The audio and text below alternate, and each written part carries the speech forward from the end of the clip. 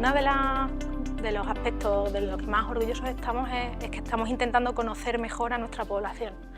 Extremadura tiene unas peculiaridades concretas, somos una comunidad autónoma con muchos índices tabáquicos, somos una de las comunidades autónomas con mayor exposición a radón y tradicionalmente se ha estudiado mucho la relación entre cáncer de pulmón y tabaco, pero igual nos hemos olvidado un poquito de otros factores que también pudieran ser importantes.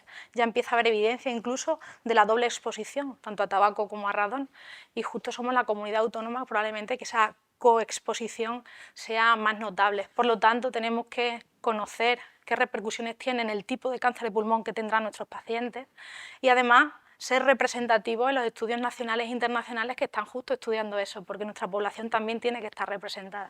Cuando veíamos estudios españoles o estudios internacionales que hablaban de que había muchas centenas de pacientes con detectores de radón en sus casas, nos llamaba la atención que Extremadura, a pesar de esa casuística, no tenía detectores de radón, que justo hoy me pilló un paciente y tengo que entregarlo en la unidad.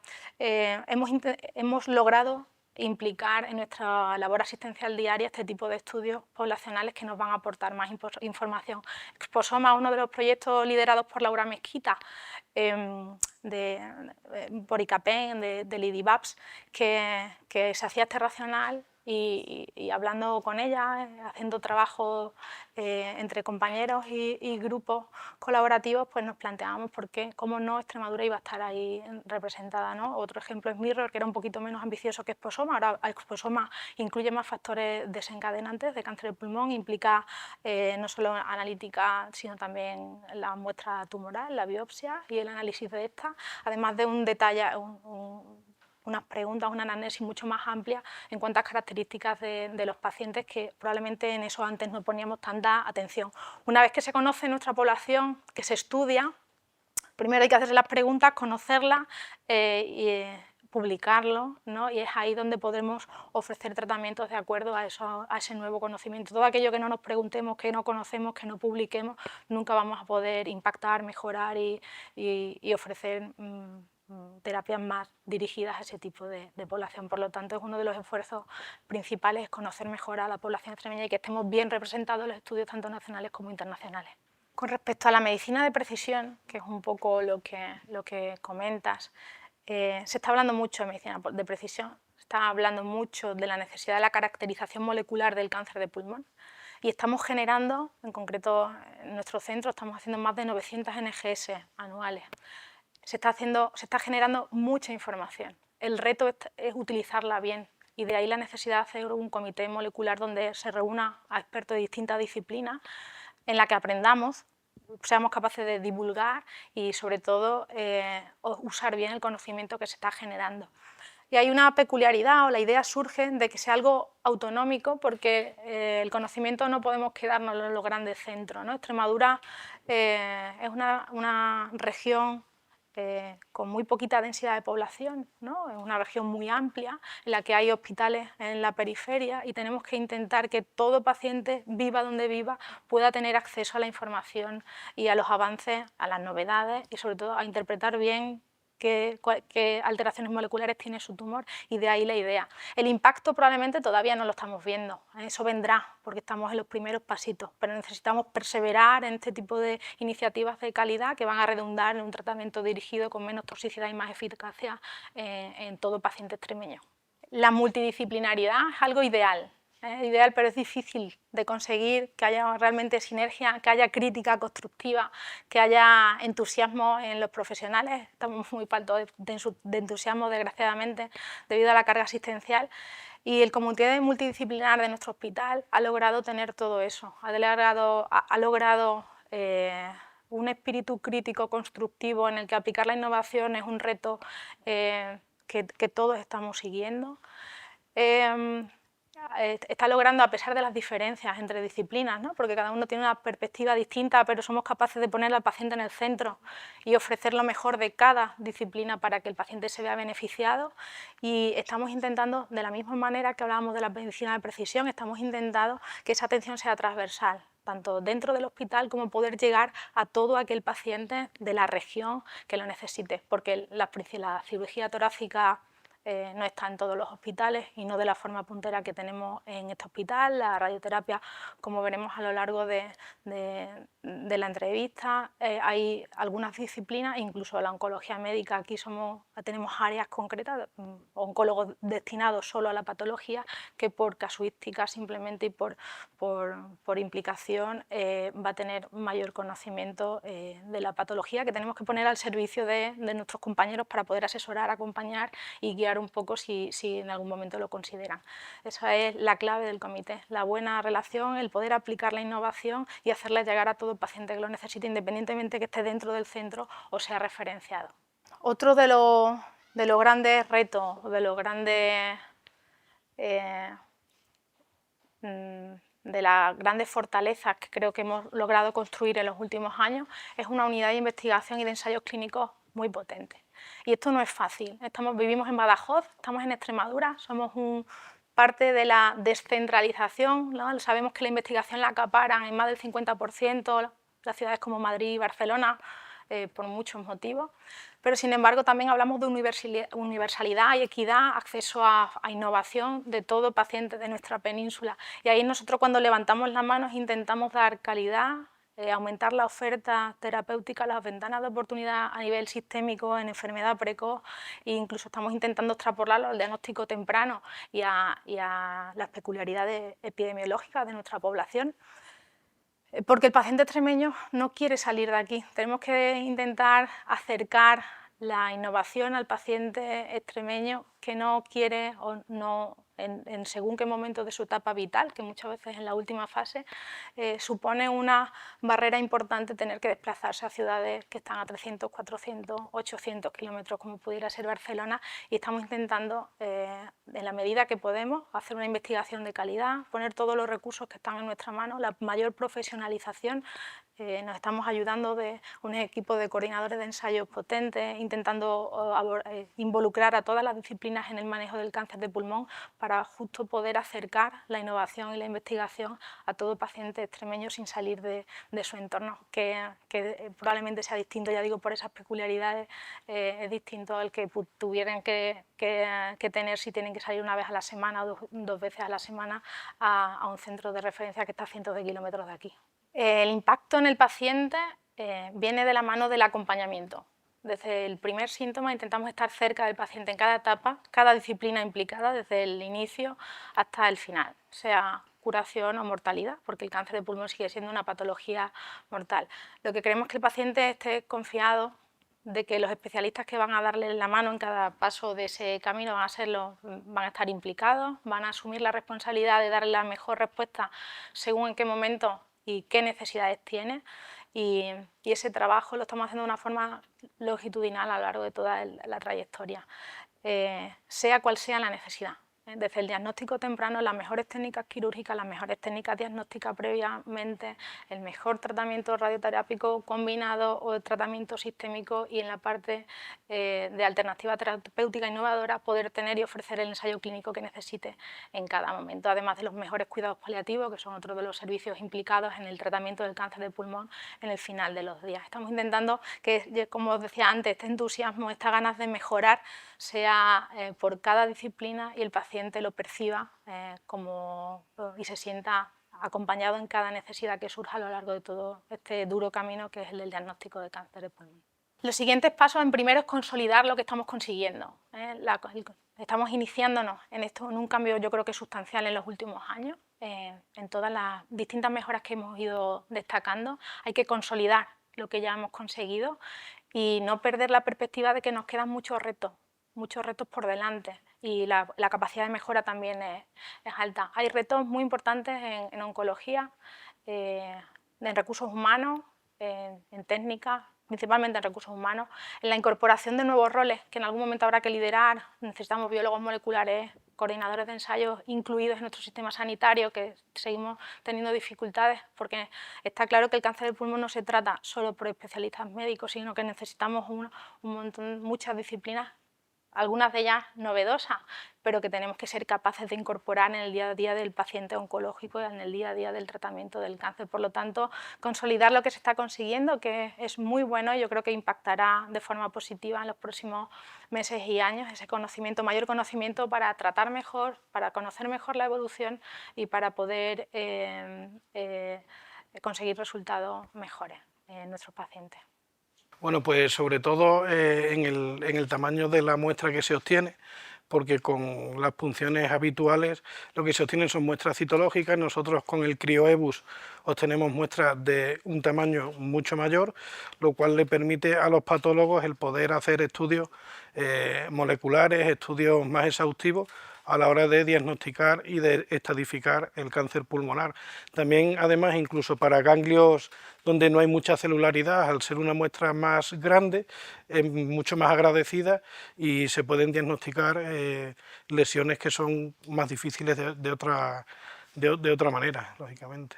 Sobre todo porque, ya digo, las muestras son de más tamaño, están menos artefactadas, son muestras en las que se les puede hacer determinaciones moleculares para luego ayudar a un diagnóstico más fidedigno de los tumores, y la verdad que los patólogos desde que estamos haciendo crioEBUS están muy contentos porque no hay que repetir tanto los procedimientos, sino que es mucho más rentable la obtención de las muestras. Pues sobre todo usamos estas técnicas en aquellos procesos en los que hay una obstrucción de la vía aérea central intraluminal por crecimiento de tumores, por ejemplo, dentro de la vía aérea, o bien por compresión extrínseca de lesiones que están en el mediastino y lo que nos están haciendo es comprimir la luz de la vía aérea.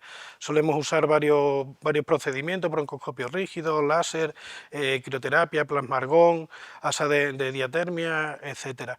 Y sobre todo, pues es eso, para el alivio de la disnea de los pacientes, como paso intermedio a pacientes que sean pacientes candidatos a quimioterapia, radioterapia, porque tengan un tumor de vía aérea central y que no pueden respirar, lógicamente, porque tienen la tráquea obstruida, pues es lo que más les suele aliviar, la disnea y el hecho de que se les pueda operar o darle quimio-radio en un plazo razonable. Vale, nosotros tenemos una consulta de alta resolución que la lleva una neumóloga especialista en oncología torácica, que lo que hace es recibir a los pacientes, aquellos pacientes de los que hay sospechas de una neoplasia pulmonar, tiene un primer contacto con ellos y lo que hace es intentar de una manera rápida y eficaz dirigirla hacia distintas pruebas complementarias para llegar a un diagnóstico, bien TAC, PET-TAC, broncoscopia, EBUS, pruebas funcionales respiratorias, etcétera. ¿Para qué? Para intentar un diagnóstico y una estadificación lo más rápido posible. Ese paciente, una vez hecho todas esas pruebas, se presenta en el comité multidisciplinar y ya se toman las decisiones respecto al tratamiento más efectivo para él. El papel de cirugía torácica es igualmente importante al papel del resto de las especialidades que participan en un comité multidisciplinar. Digamos que cada uno tenemos nuestro papel y nuestra misión en estos comités.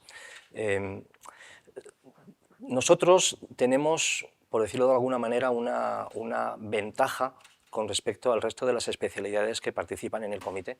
Es que tenemos la posibilidad de trasladar los resultados de todas las pruebas que se le hacen al paciente, fundamentalmente pruebas de imágenes.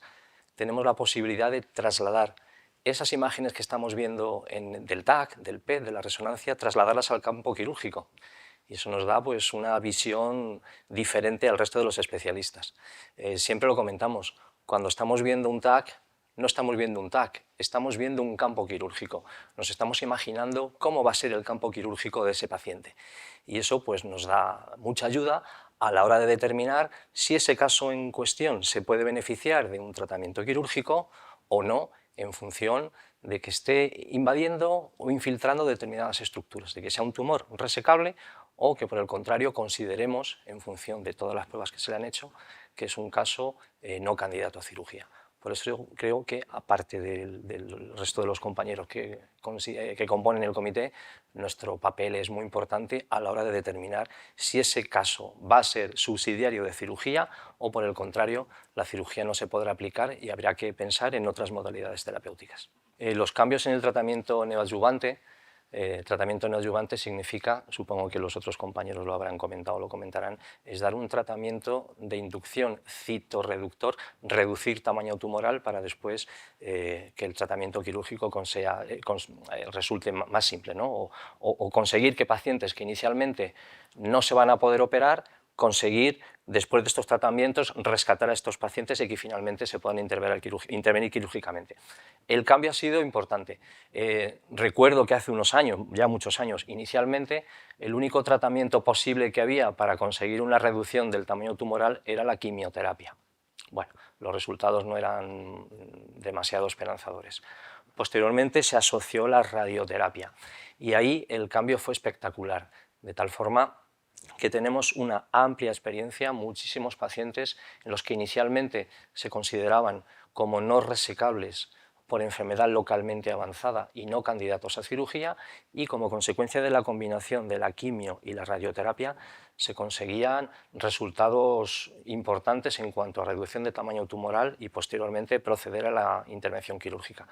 Y así hemos estado bastantes años y no os puedo decir exactamente la cifra de pacientes, pero en torno a 100 pacientes casi seguro que se consiguió intervenir quirúrgicamente y además con resultados muy buenos en sentido de reducción de tamaño tumoral y en muchas ocasiones desaparición prácticamente completa del tumor de la pieza quirúrgica. Eso para nosotros fue un paso importante, además rompiendo muchos tabús, porque siempre existía la creencia de que aquellos pacientes que se irradiaban por la fibrosis, por las cicatrices que se originaban en los tejidos después de la radioterapia, el abordaje quirúrgico no iba a ser posible. Nada más lejos de la realidad. Nos encontramos con que esa creencia generalizada, no era tal y al contrario, la fibrosis post-radioterapia nos facilitaba muchísimo los planos de disección y nos facilitaba muchísimo la intervención quirúrgica, las intervenciones quirúrgicas. Y así hemos estado durante los últimos años hasta que se han tenido en cuenta los resultados de trabajos y de investigaciones, de proyectos de investigación mucho más novedosos, que han demostrado que la asociación de la quimioterapia y la inmunoterapia también se consiguen obtener unos resultados muy buenos. Y en eso estamos. Ahora mismo estamos inmersos en el planteamiento, en algunos casos, no en todos, lógicamente, tienen que reunir una serie de criterios los pacientes. Estamos inmersos en esa situación de que la asociación de quimio más inmunoterapia también consigue resultados muy importantes y muy esperanzadores a la hora de conseguir una reducción del tamaño tumoral y poder intervenir a los pacientes. Llevamos más o menos 2 años con esta estrategia y hasta ahora los pacientes que hemos operado, la verdad es que los resultados también están siendo bastante buenos. Cuando hablamos de cirugía oncológica compleja o cirugía torácica compleja nos referimos a casos localmente avanzados, fundamentalmente tumores de un determinado tamaño, de una determinada localización, que pueden infiltrar por su crecimiento expansivo los grandes vasos que tenemos en el mediastino, entre uno y otro pulmón, para que nos entendamos, y puesto que en este hospital contamos con todas las especialidades quirúrgicas implicadas en el abordaje de estos casos, fundamentalmente nosotros, cirugía torácica, cirugía vascular, cirugía cardíaca, somos referencia para intervenir quirúrgicamente a estos pacientes en los que quizá pueda ser necesaria la colaboración de estas otras especialidades. Invasión cardíaca, invasión de grandes vasos mediastínicos, aorta, vena cava superior, etcétera, etcétera. Puesto aquí contamos con todas las especialidades implicadas, pues todos estos casos más complejos se nos derivan a nosotros. Me remonto un poco a la historia, ¿vale? La primera intervención en un paciente con cáncer de pulmón con esta cirugía mínimamente invasiva, tanto la BATS como la RATS, que es la cirugía robótica, empezamos a realizarla aquí en el año 2007. Ahí realizamos el primer caso, con BATS. Todavía el robot no se había desarrollado tal y como lo conocemos ahora. Y eso para nosotros supuso un hito, porque fue romper otro de los tabús, ¿no? Que pensábamos que estas cirugías oncológicas no se podían hacer mediante técnicas mínimamente invasivas. A partir de ahí pues, fuimos desarrollando y mejorando la técnica quirúrgica de la BATS, de tal forma que os puedo decir que a día de hoy venimos realizando cirugía oncológica, resecciones pulmonares anatómicas por cáncer de pulmón, aproximadamente entre 80 y 100 casos anuales. O sea, tenemos una experiencia acumulada también bastante importante. ¿Qué ventajas aporta esta cirugía mínimamente invasiva? Pues yo creo que son generalmente conocidas. Primero, menos dolor posoperatorio. No es lo mismo hacer una herida quirúrgica a campo abierto, donde a veces necesitamos fracturar incluso alguna costilla con el dolor que todo eso implica, comparado con 2 o 3 pequeñas incisiones en el tórax, a través del cual introducimos el instrumental, la cámara de televisión, la óptica, el instrumental que necesitamos para hacer la cirugía. Menos dolor posoperatorio. Eso implica, por tanto, una muchísima mejor recuperación de los pacientes, mucha menos necesidad de analgesia, de calmantes para controlar el dolor, mucho menor índice de complicaciones posoperatorias, y todo eso se traduce en un alta mucho más precoz. Habitualmente los pacientes que se intervienen mediante cirugía mínimamente invasiva, a las 72 horas, 3-4 días el paciente está en casa, mientras que en aquellos casos que se intervienen por cirugía abierta, aproximadamente el alta se produce aproximadamente al 7º o 8º día posoperatorio, con lo cual reducimos las estancias hospitalarias prácticamente a la mitad. Si a esto le sumamos la ventaja que aporta el robot, el Da Vinci, que es fundamentalmente un campo quirúrgico muchísimo más preciso, utilizamos monitores 3D de alta definición con una gran capacidad de aumento, tenemos un zoom de aproximadamente entre 10 y 15 veces, o sea, estamos viendo como entre 10 y 15 veces más cerca lo que vemos mediante cirugía convencional. Eso te da un muchísimo mejor control de todas las estructuras y facilita muchísimo uno de los elementos claves a la hora de abordar el tratamiento quirúrgico del cáncer de pulmón, que es la linfadenectomía, la extirpación de los ganglios linfáticos. El campo que da el robot, tanto para la resección del pulmón como para la extirpación de las distintas estaciones ganglionares, es espectacular, con lo cual los resultados de estos pacientes intervenidos mediante cirugía robótica son espectaculares en cuanto al control de la enfermedad y en cuanto a facilidad de la disección y del desarrollo de la intervención quirúrgica.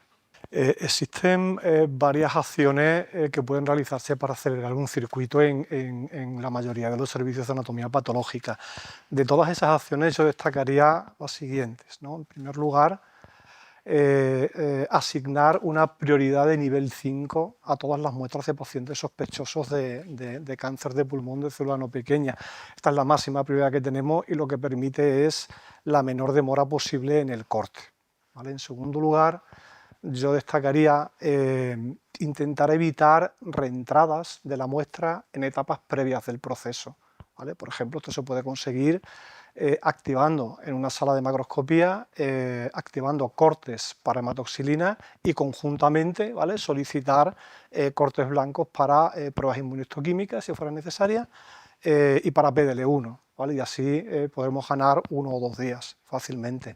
Y en tercer lugar, y quizá el que yo considero más importante, ¿vale?, a la hora de la rapidez, ¿vale?, en el estudio de biomarcadores, probablemente sea activar de forma inmediata las pruebas para el estudio de biomarcadores en cuanto esté el diagnóstico, ¿vale? Esto es lo que va a permitir una decisión terapéutica más temprana basada en un estudio de bio e inmunomarcadores.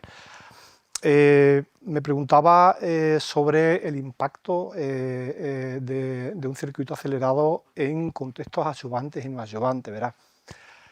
Hasta hace relativamente poco realizábamos el estudio de bioinmunomarcadores en pacientes en fase avanzada. Todo esto ha cambiado, ¿vale? Y en situaciones neoadyuvantes particularmente, porque han ganado mucho terreno, pero también en las situaciones adyuvantes aplicamos lo que hemos aprendido en las fases avanzadas y sobre todo, lo más importante de lo que aprendimos es que es fundamental el control de los tiempos de respuesta. Utilizamos esta misma premisa para fases para entornos adyuvantes y no adyuvantes, para que el oncólogo pueda elegir tratamientos basados en estos resultados. Existen varios factores preanalíticos y analíticos, ¿vale?, que permiten maximizar la muestra.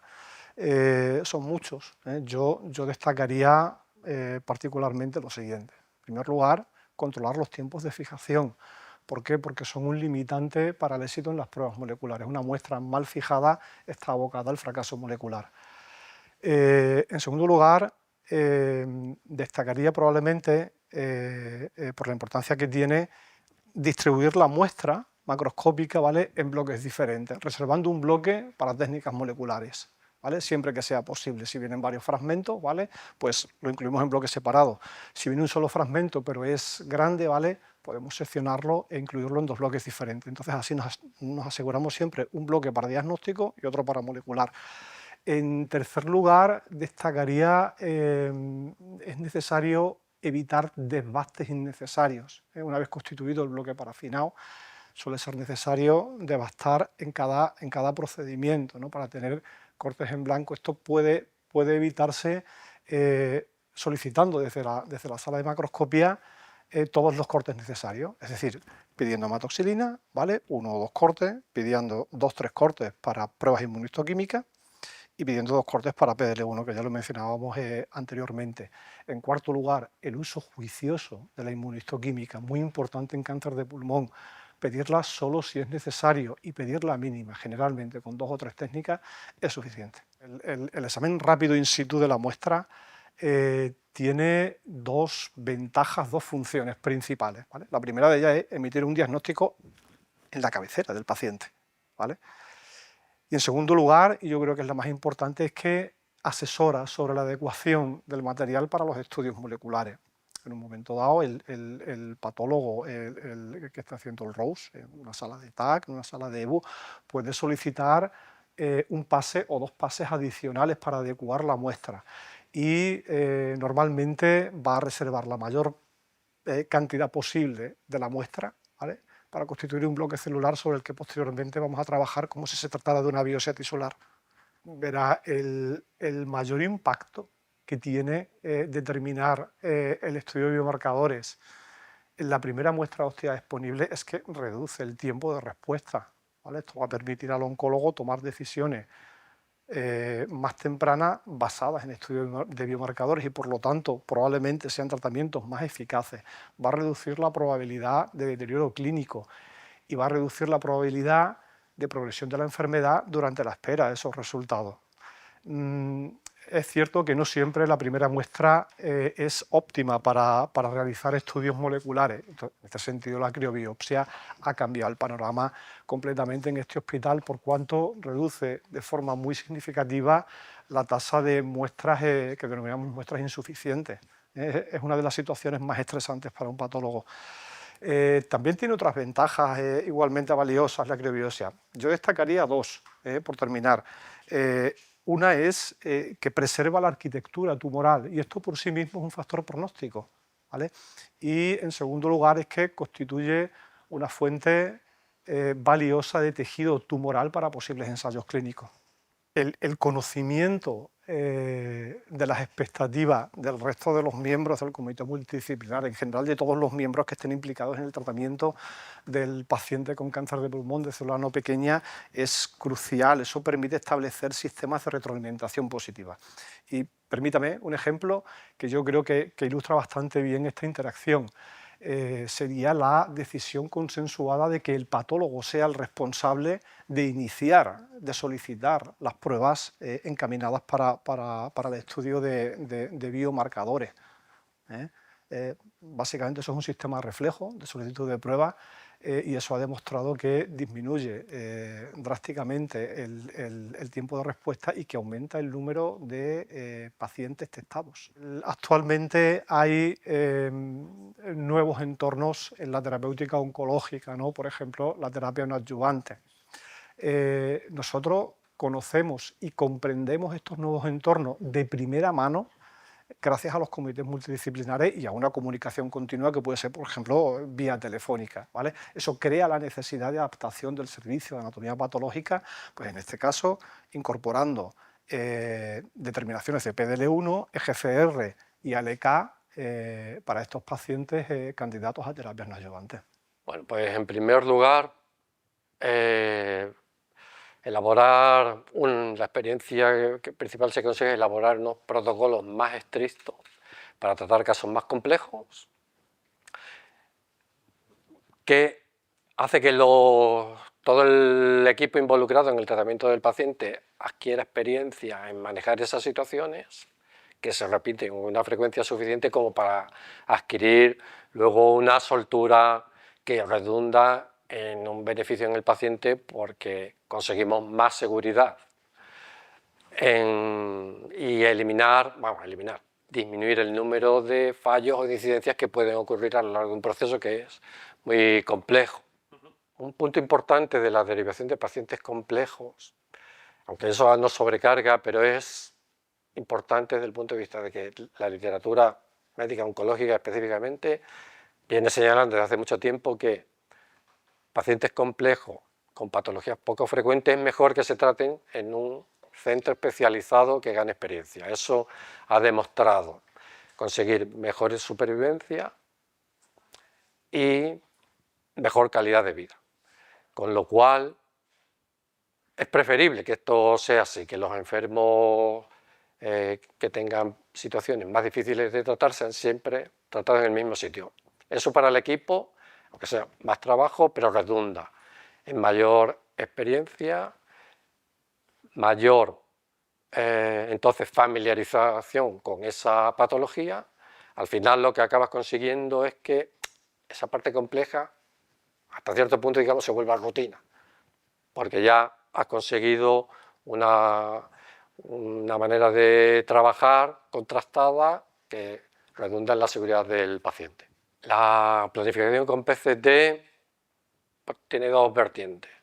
En primer lugar, permite conocer la extensión tumoral de los pacientes con más precisión. De hecho, aproximadamente el 25% de los enfermos cambia el estadio tumoral cuando le haces un PET respecto a los estudios convencionales, tórax abdominal, ¿no? Y resonancia. Y luego, al saber con más precisión dónde está el tumor, puedes ajustar mejor los volúmenes de irradiación de radioterapia, sobre todo los casos donde más beneficio encontramos y que están así reflejados en la literatura médica, es la distinción del tumor respecto a otras alteraciones que no son propiamente tumorales y que se pueden confundir con el tumor en un TAC convencional con contraste. Atelectasia, inflamación pulmonar, neumonitis, derrames pleurales. Ahí el impacto en la planificación es grande.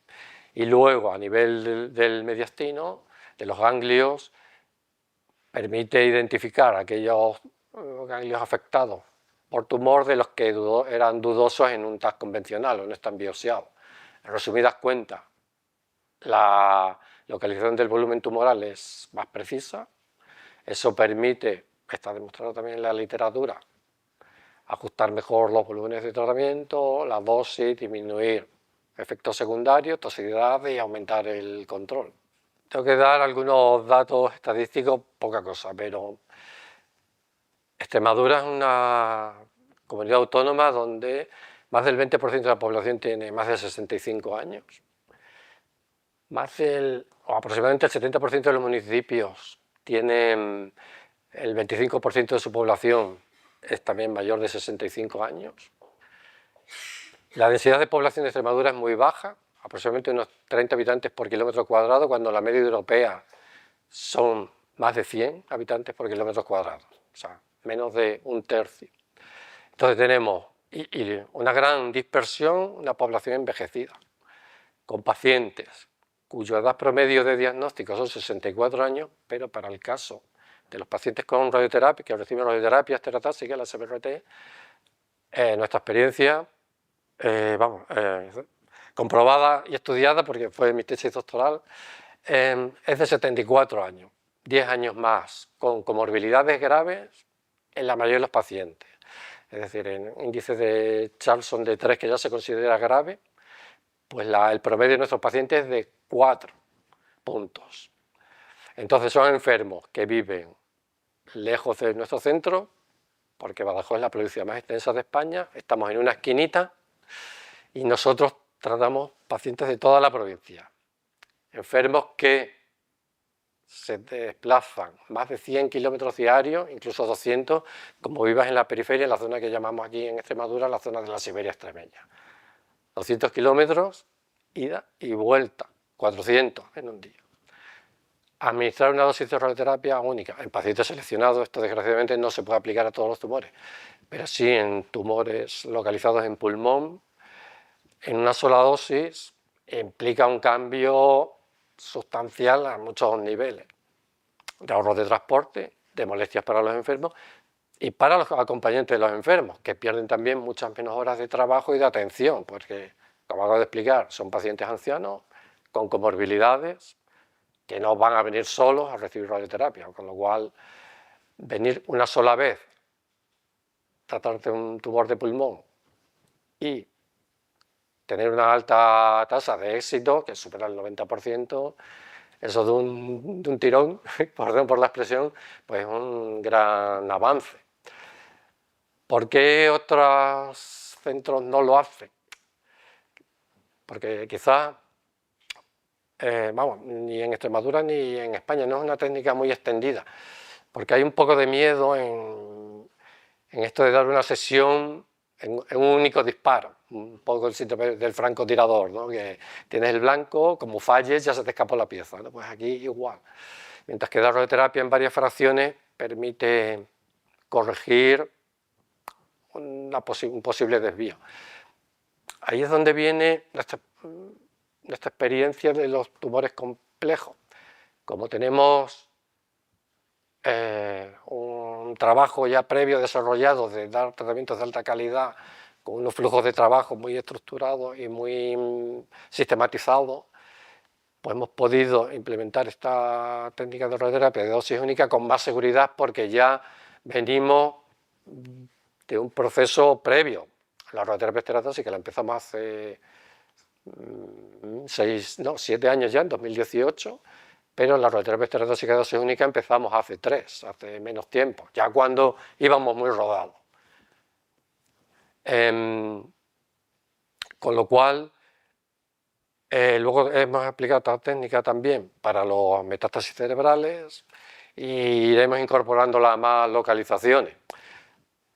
Nuestra experiencia la vamos a llevar al próximo Congreso Europeo de Radioterapia, que será en junio o en mayo en Estocolmo, la ESTRO, porque a nivel nacional yo digo, tampoco es una técnica que se utilice mucho, pero para nuestro medio yo considero que es lo ideal. Como estamos acreditados por centros internacionales, la RTOG es, que ya no se llama así, ya ha cambiado el nombre, pero bueno, es la Sociedad Americana de Oncología Radioterápica, una organización de investigación en radioterapia del cáncer, ¿no? Que su sede está en el Anderson de Texas, nada menos. La RTC es su homónimo europeo, que está en Bruselas. Y el GORTEC, por ejemplo, es un grupo muy potente europeo de tumores de cabeza y cuello. Antes de que tú puedas meter pacientes en ensayo clínico, ellos monitorizan, te piden que le mandes tu proceso, cómo estás haciendo la radioterapia, tus medidas y controles de seguridad, y si está todo correcto, te acredita. Eso significa entonces que los pacientes nuestros se tratan con la misma calidad. Puede que suene un poco fuerte, pero es que es así, que lo harían en el Anderson de Texas o en cualquier centro europeo, con la misma calidad. Y respecto a la innovación, significa que cualquier cosa que pongamos en marcha, ellos la van a monitorizar, nos van a revisar, tienes que mandar las planificaciones y por lo tanto todo lo que hagamos nuevo, ellos también tienen que acreditarlo y aprobarte. Es decir, la innovación también va a cumplir estándares europeos, con lo cual el resultado es que da un tratamiento de calidad internacional, además contrastada, científicamente probada. Luego, aparte de eso, nosotros tenemos un proceso interno de